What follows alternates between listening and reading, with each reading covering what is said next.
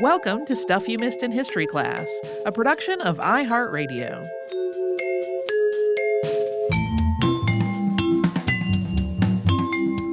Hello and welcome to the podcast. I'm Holly Fry. And I'm Tracy V. Wilson. It's Christmas! So happy Christmas to all who celebrate. If you don't, happy winter or holiday you do enjoy. Hanukkah begins tonight as we publish this. So if you're into that, you're doing Hanukkah. I hope it's a great one. Yeah. But today we're going to talk about Christmas decor, specifically through history, including trees, glass ornaments, and Christmas lights. And that comes with just a little heads up because there's some sad stuff in this one. So if that's something you just don't want to hear at the holidays, I get it. Just skip the last segment. That's where it all is. And you can come back to that later if you want to hear it. We will also remind you when we get to that segment. So if you get caught up hearing about other things, you know when to peace out. Sure. And you can just have the more fun parts. Yeah. So the Christmas song, O Tannenbaum, sung in the United States usually as O Christmas Tree, was written in Leipzig, Germany in 1824 by Ernest Anschutz. But Christmas trees had already been around for at least 200 years at that point, and they are believed to have originated in Germany. Trees were used as part of various religious practices long before that point, but in terms of a tree being specifically used as part of Christmas decor and tradition, Germany probably gets the credit. We say probably because in terms of documentation, there's not a lot. And there are plenty of myths and legends about it. One is that in the 8th century, St. Boniface came upon some pagans using an oak tree as part of a human sacrifice ritual, and Boniface cut down the tree to stop the proceedings. There are some versions of the story where he burned their tree, and then a fir tree grew from the stump or the ashes and was interpreted as a representation of Christ and his truth. Obviously, this story is unsubstantiated. But in terms of evergreens specifically, we do know that they popped up sometime in the Middle Ages in Christian German households, and they were meant to represent the Garden of Eden. These early trees were decorated with apples and were part of the Catholic feast day of Adam and Eve, which fell on December 24th. So if you've ever been like, why the tree? That's why. In this context, these trees were called paradise trees. And that practice became so popular in the 1400s that there was actually a pretty real danger of people overcutting. Branches from pine trees were vanishing in degrees and amounts that were damaging to the trees as people went out to just cut their own. So in the Alsace region, laws were implemented to prevent that. You were not allowed to cut your own branch whenever you wanted to, and only one tree was allowed per home. Martin Luther is sometimes credited with the invention of Christmas trees in the 16th century in a story that's pretty poetic.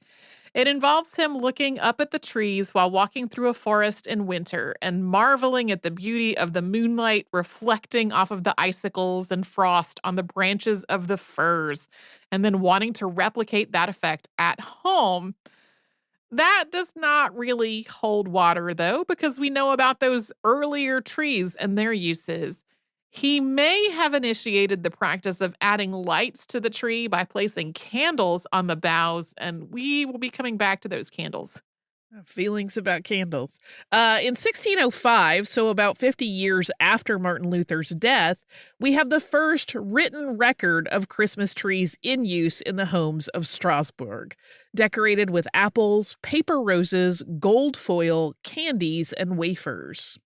The earliest recorded sales of cut trees intended specifically for Christmas tree use dates back to the 17th century in Strasbourg. By the end of the 18th century, the practice of decorating a Christmas tree was completely established in Germany, as was described by Samuel Taylor Coleridge in a letter to his wife Sarah in 1799. While visiting the German Duchy of Mecklenburg-Strelitz, quote, "Then on the evening before Christmas Day, one of the parlors is lighted up by the children, into which the parents must not go. A great yew bough is fastened on the table at a little distance from the wall. A multitude of little tapers are fastened in the bough, but not so as to burn it till they are nearly burnt out. and colored paper, etc., hangs and flutters from the twigs. Under this bough, the children lay out in great neatness the presents they mean for their parents, still concealing in their pockets what they intend for each other. So, as that mentions, and as we alluded to a moment ago, in some cases, people would not do a whole tree, but they would just do like a single bough or a couple of boughs tied and hung or displayed on a table. We know that Christmas trees were in use in England in the 1790s or early 1800s, and possibly earlier, and that is because George III's wife Charlotte, who was born in Mecklenburg-Strelitz, brought the tradition with her to England when she became queen. She actually arrived in England in 1761, so it's very likely there were Christmas trees in the royal residences before one appears in written record. She incorporated the Christmas tree into celebrations shared with the rest of the royal family and its visitors, and this popularized the practice to a degree with the aristocracy. Then, at the end of the century, it's written that she had a yew tree put up in the Queen's Lodge at Windsor for the holidays with full decorations. This was intended to be a centerpiece for a party she was planning for the children of the royals and the nobility, and the kids got to pluck sweets from the branches to eat. And after this, which was not a public event, but still a very big spectacle, most nobles with children are said to have adopted the Christmas tree as part of their home celebrations. And a lot of municipalities started making a practice of putting up large public trees for the children of the community to enjoy. We've talked on the show before about how Christmas trees became hugely popular during Queen Victoria's reign. As we noted earlier, they did exist well before that, but an engraving of her and the royal family with a Christmas tree was published in the 1840s, and that made the practice of putting up the tree vogue. That exact engraving was republished in the United States with tiny little alterations to make it look less obviously like royals. That became a standard for most households that celebrate Christmas because of that huge surge in popularity. The use of Christmas trees by Victoria's court certainly built upon the trend that Queen Charlotte had started, but Victoria's husband, Prince Albert, also from Germany, also contributed to the expansion of the Christmas tree's use. In 1840, he had Christmas trees imported from Coburg for the royal residences. Because Victoria and Albert were just ceaselessly fascinating to the press, their Christmas trees were covered extensively every year. One detailed example appeared in the Morning Post of London on December 28th, 1848. And it reads in part, quote, "A Christmas tree is annually prepared by Her Majesty's command for the royal children. The tree employed for this festive purpose is a young fir about 8 feet high and has 6 tiers of branches. On each tier or branch are arranged a dozen wax tapers. Pendant from the branches are elegant trays, basket, bonbonniere, and other receptacles for sweetmeats of the most varied kind and of all forms, colors, and degrees of beauty. Fancy cakes, gilt gingerbread, and eggs filled with sweetmeats are also suspended by variously colored ribands from the branches. The tree, which stands upon a table covered with white damask, is supported at the root by piles of sweets of a larger kind, and by toys and dolls of all descriptions, suited to the youthful fancy and to the several ages of the scions of royalty, for whose gratification they are displayed. The name of each recipient is affixed to the doll, bonbon, or other present intended for it, so that no differences of opinion in the choice of dainties may arise to disturb the equanimity of the illustrious juveniles. On the summit of the tree stands the small figure of an angel with outstretched wings, holding in each hand a wreath." That article goes on to mention that there are similar trees throughout the various living quarters of the castle. That write-up also denotes the timeline of the Christmas tree's use and who is responsible for each. Quote, "These trees are objects of much interest to all visitors at the castle from Christmas Eve when they are first set up until Twelfth Night when they are finally removed. They are not accessible to the curiosity of the public, but Her Majesty's visitors accompany the Queen from room to inspect them when they are illuminated. Her Majesty's tree is furnished by His Royal Highness Prince Albert, whilst that of the Prince is furnished according to the taste of Her Majesty. The other trees are jointly provided by Her Majesty and the Prince, who plan and arrange the gifts of the table. So there was a shorter window for the trees than most homes might have today. There was a degree to which the trees themselves were sort of presents, at least within the royal family. Trees were also given by royals to various charity causes. A write-up from early 1848 described the Duke of Cambridge visiting the German hospital of Dalston and giving gifts to the patients there, and then completing the visit by lighting up a German Christmas tree. Coming up, we will talk about the Christmas tree tradition making its way to North America, but first we will hear from our sponsors.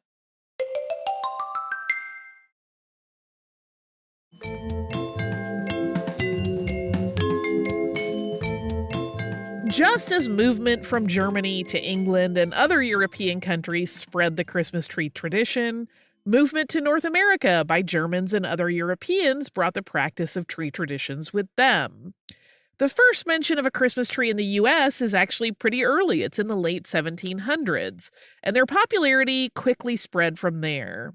The White House first had a Christmas tree in 1856 during the administration of President Franklin Pierce.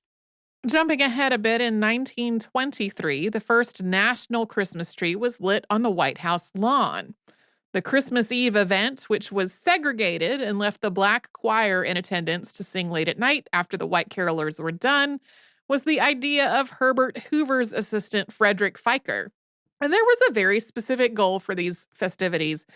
At the time, Hoover was the Secretary of Commerce, and Fiker was well connected to the world of electricity, having formerly worked for General Electric. During World War I, the Society for Electrical Development had formed, and they were looking for ways to promote the safety and capability of electricity.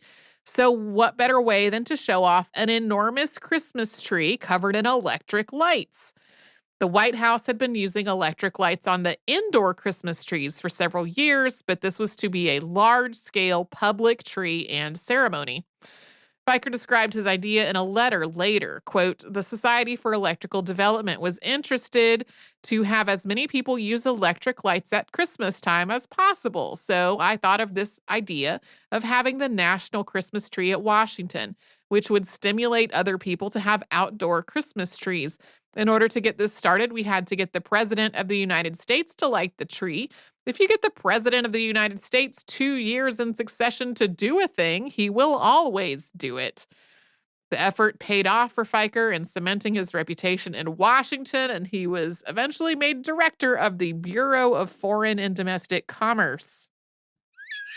I love that whole, if you get a president to do something twice, it's a tradition. Tell that to FDR and moving the date of Thanksgiving, which I guess he did try to keep doing forever until Congress was like, stop that. Right? One of the most famous public tree traditions in the U.S., and that's the giant tree at Rockefeller Center, began in 1931. And that was, of course, right in the middle of the Great Depression. Rockefeller Center was not finished yet, and the construction workers who were employed to build it were also the ones tasked with erecting the 20-foot-tall tree. This is actually a little detail that gets told slightly differently because some accounts will say that they paid for the tree, but I think it's a little more likely that they had to put it up. The construction work at Rockefeller was really important. It was keeping a lot of people afloat during the recession. And that tree came to symbolize that sustaining nature of this one big construction project to a degree. That symbolism was aided by the fact that holiday checks were distributed at the base of the tree in 1931. And the whole thing brought a lot of good publicity and resulting goodwill for the Rockefeller project. In 1964, the fake tree made its splash thanks to inventor Spiegel. Cy's life story is fantastic in its own right. He was born in New York in 1924, and during World War II, he served in the military. Initially, he was assigned to aircraft mechanics school, which he was not really enthusiastic about. As he told to New York Times journalist Lori Gwen Shapiro, quote, "How would I fight Hitler with a wrench?" He managed to finagle his way into the Army's pilot training and participated in several bombing raids during the war. He was flying on a bombing raid in Berlin that went awry when his B-17 got shot by German fire.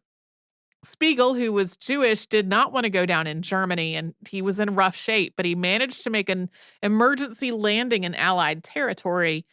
He had instructed the men aboard to jettison any extra weight so they could make it there.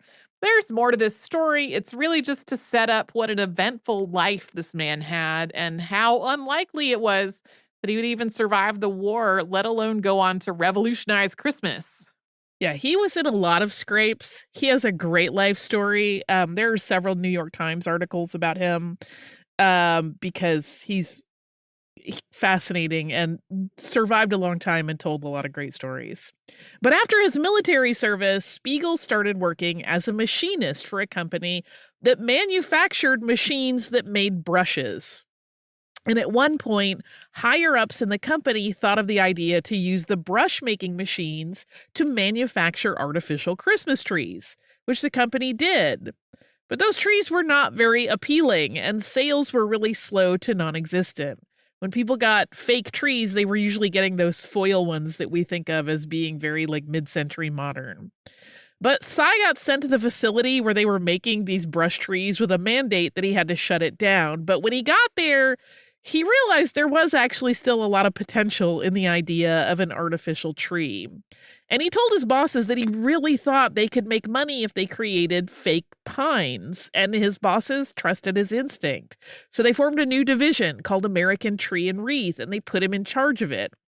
Spiegel tweaked the process they had been using, and he used real trees as models for the designs that the companies produced. Once his division was able to produce fake trees that looked more or less like real ones, business picked up, and it did so quickly.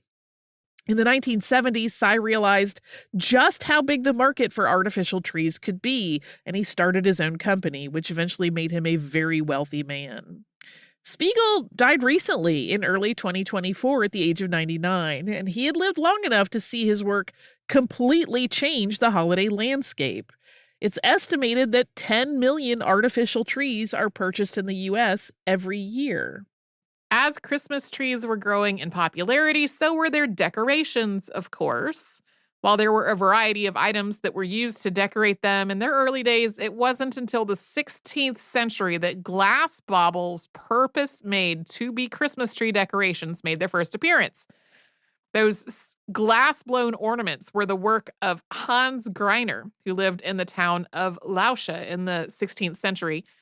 Greiner was born in 1550, and his partner Christoph Müller opened a glassworks in 1597. They produced a variety of items like beads and drinking vessels. Greiner didn't only make glass ornaments, he also made ornaments out of tin. The Greiner Glassworks also produced glass beads on strings. Glass bead garlands continued to be popular through the Victorian era, well after Greiner's death in 1609. One reason for the bead garlands to stay popular was that unlike tinsel, which was originally made of silver, the glass beads would not tarnish and they could be used for years while still looking very shiny. The explosion of interest in Christmas trees that happened in the mid-19th century meant that there was also a huge uptick in the desire for Christmas ornaments. The Greiner family had stayed in the glass business, and several generations after Hans in 1847, another Hans Greiner, one of his descendants, started making glass ornaments in new shapes and designs. So prior to the 19th century, most glass ornaments were orbs or kind of elongated spheres.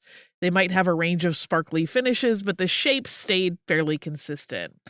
But over time, there started to be more elaborate shapes, and ornaments started to be designed to look like various objects like fruit or animals. If you've ever seen a bird ornament that can be clipped onto a tree branch, that harkens back to some of those early forays beyond round shapes and into representative ornament designs. Unlike earlier glass ornaments, which were hand-blown into spheres, the new designs required a new approach. Hand blowing was still used, but it was combined with molds, with the glass being carefully blown into the molds to shape to them into the inside of the mold. Once they were shaped and cooled, the inside of the glass was coated with a silver finish. Several different materials were used for the silver coating over the years, from mercury to lead to a process developed by scientist Baron Justus von Liebig that combined silver nitrate, ammonia, and sugars, which was a lot safer than the other methods. These new ornament styles had great timing. They came into being just as Victoria and Albert were making Christmas trees ultra popular, and that meant that the Griner family just kept making glass ornaments. Frank Winfield Woolworth founded his first two stores in 1879 in Utica, New York, and Lancaster, Pennsylvania. And when he visited Germany in the 1880s, he saw the Griner ornaments and he loved them. And he thought that his customers would love them too. And he was correct. He started importing them for sale in his stores, and he made a lot of money through ornament sales. One figure I saw was more than $25 million, which, we're talking about the 1880s, so a lot. His success got other merchants interested, and soon ornament import deals were being cut with other store chains. To meet the demand, the number of glass works in Lauscha continued to grow. If you're wondering why that one town became the center of glasswork ornaments, the Financial Times noted in 2014 that it had all the ingredients to be the best place for that kind of work. Its elevation is great. It has sand and limestone, and because it's in a forest, there's wood around to fuel the fires that would be needed for glass blowing. But mass production also began in the United States, so there were a lot of ornaments available at a wide variety of price points. Yeah, Lauscha continued to be the main place they came from for a long time. Okay, it is time to talk about candles and lights, but before we do that, we're going to take a little sponsor break.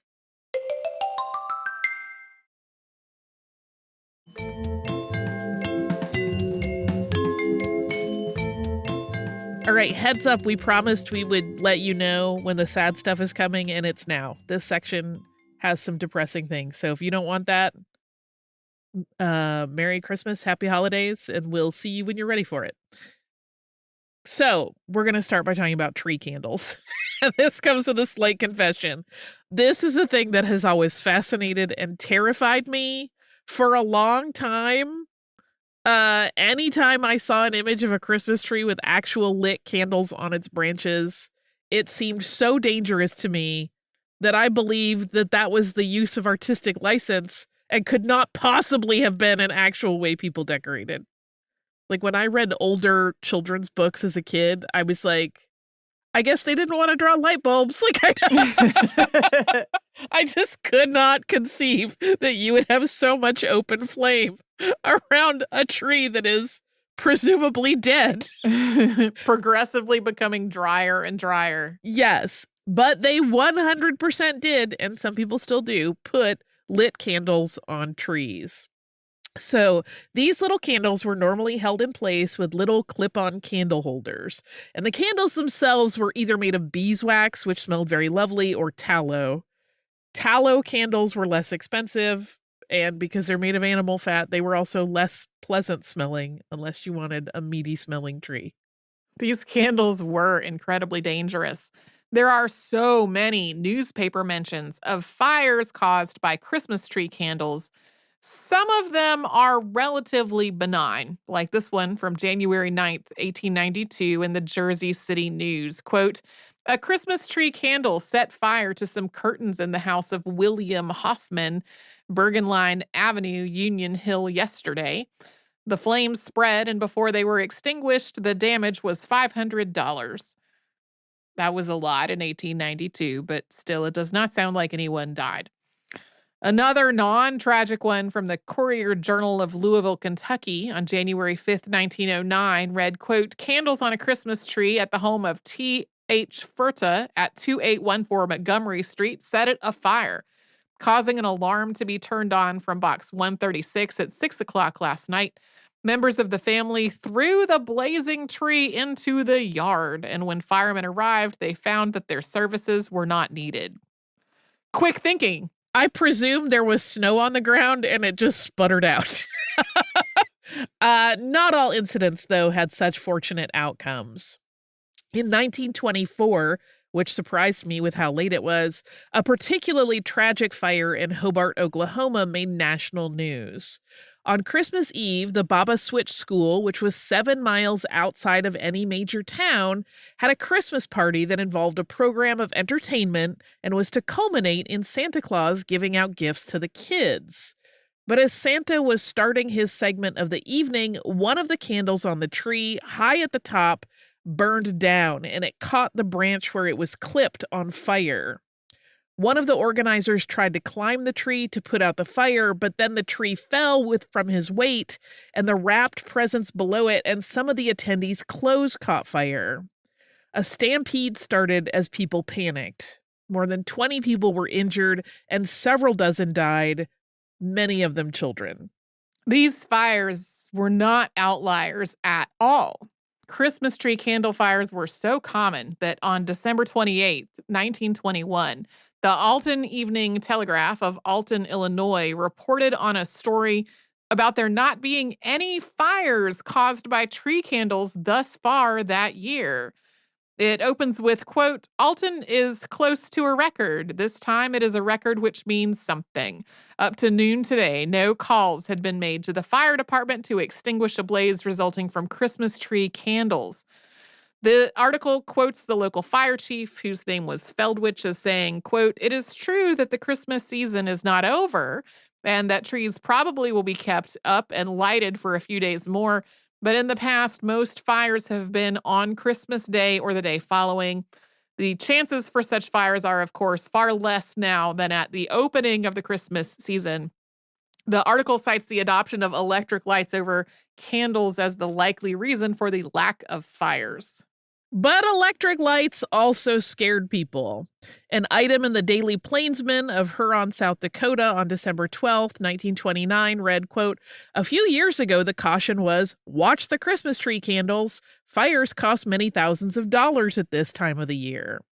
But now, when a few dollars will buy a set of electric candles, that is all off. It would be well to see that great care is used in setting up the electric Christmas tree strings, however.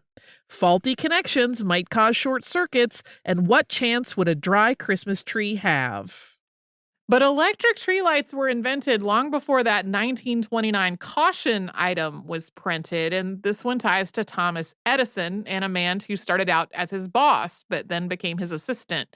That man was Edward Hibbard Johnson, who was working for Automatic Telegraph Company in 1871 when he hired 24-year-old Thomas Edison as a contract consultant for the company. Edison's drive impressed Johnson, and when the inventor cut ties with Automatic Telegraph to go his own way, Johnson went with him, working as sort of a promoter and sometimes investing his own money into Edison's business ventures. I feel like we should have an aside to say, yes, we know Thomas Edison is incredibly complicated Uh-huh.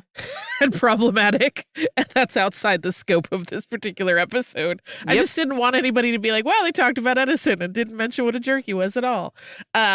We know, just isn't really germane to Christmas lights, because we're going to give this to Johnson.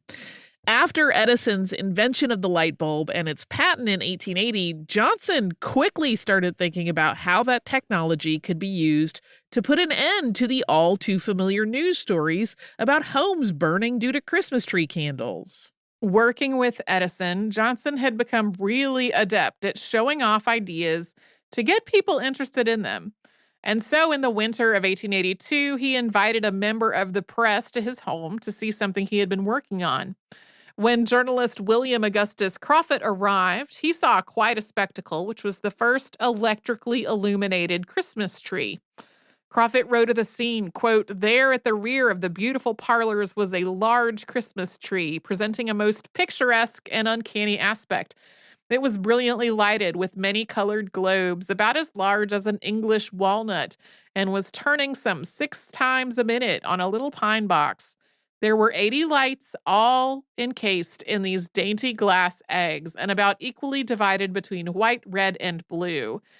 As the tree turned, the colors alternated, all the lamps going out and being relit at every revolution. The result was a continuous twinkling of dancing colors, red, white, and blue, all evening." That was just the beginning, though. Johnson built on that idea, and he continued to invite press to his home at Christmas in subsequent years. Here's how the New York Times described the Johnson Christmas tree of 1884. Quote, "A pretty as well as novel Christmas tree was shown to a few friends by Mr. E.H. Johnson, president of the Edison Company for Electric Lighting, last evening in his residence, number 139 East 36th Street.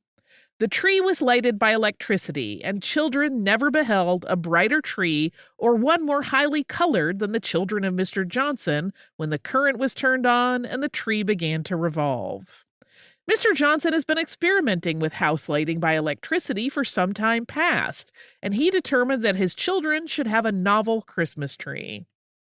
So that New York Times article goes on to describe how the tree was 6 feet tall and had 120 lights, and how the tinsel and other ornaments, quote, "appeared to their best advantage thanks to those new lights." It also described the Edison motor that was enabling the tree to rotate.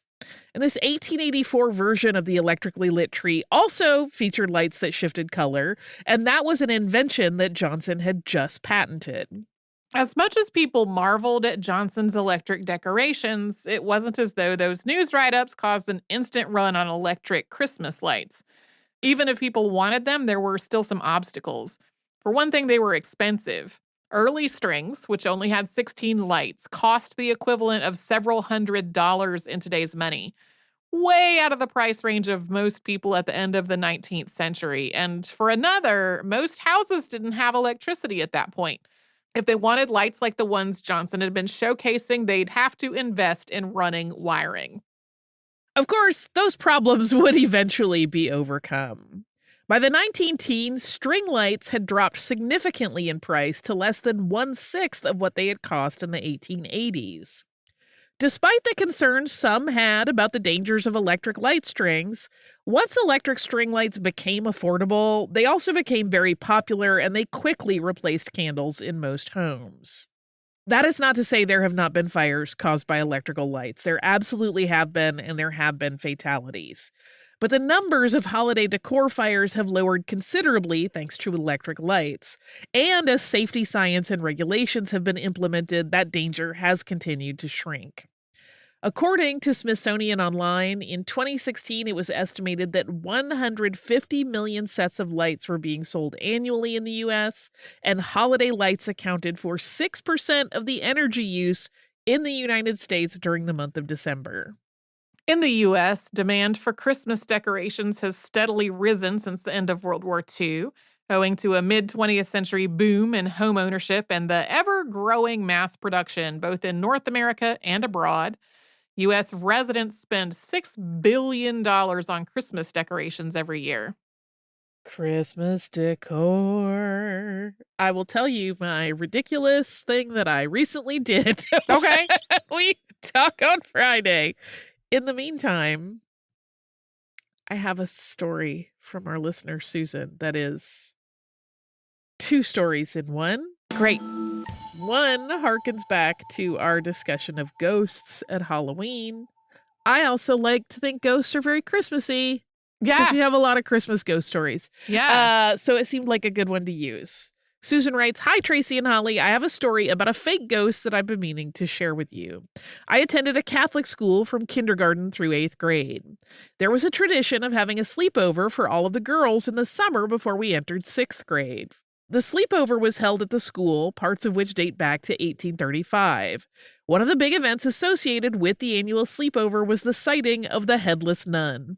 The story about the headless nun was that she was vain and wanted to wear makeup. As a result of her vanity, she cut off her own head. I'm sure I'm forgetting some details. This was 36 years ago. I'm not kidding when I tell you that it was a dark and stormy night. I can remember as we walked through the old creaky hallway hand in hand. This was a hallway that was normally off limits to us. We could see a door up ahead with a strange greenish light coming out of the room. As soon as each girl passed the door, they screamed. When it was my chance, I steeled myself to look in there. It was a mannequin in nun's clothing, minus the head. I believe the moral of the story was to convince us not to want to wear makeup lest we end up like this poor soul and cut off our own head.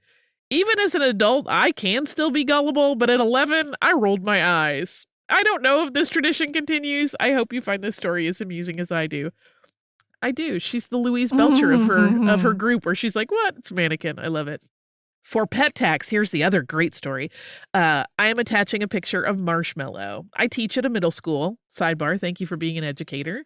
Last week, our head secretary greeted me as I came into school with, "You have to go to Laura's room. She has a dog she found on the side of the road."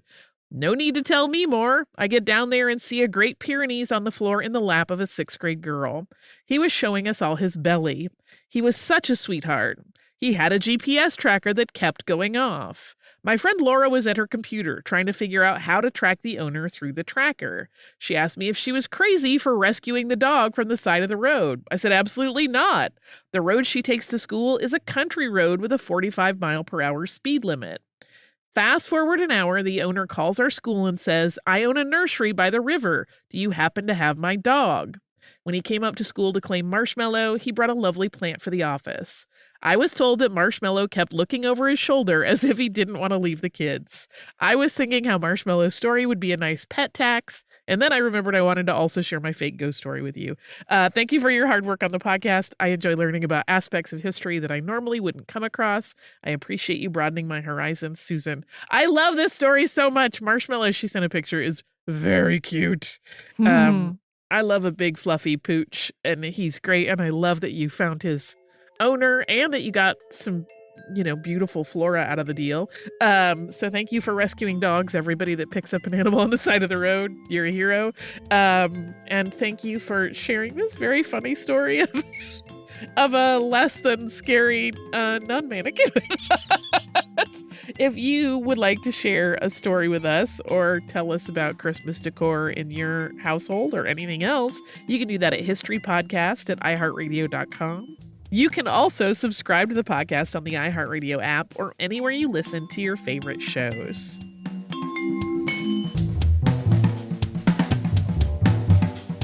Stuff You Missed in History Class is a production of iHeartRadio. For more podcasts from iHeartRadio, visit the iHeartRadio app, Apple Podcasts, or wherever you listen to your favorite shows.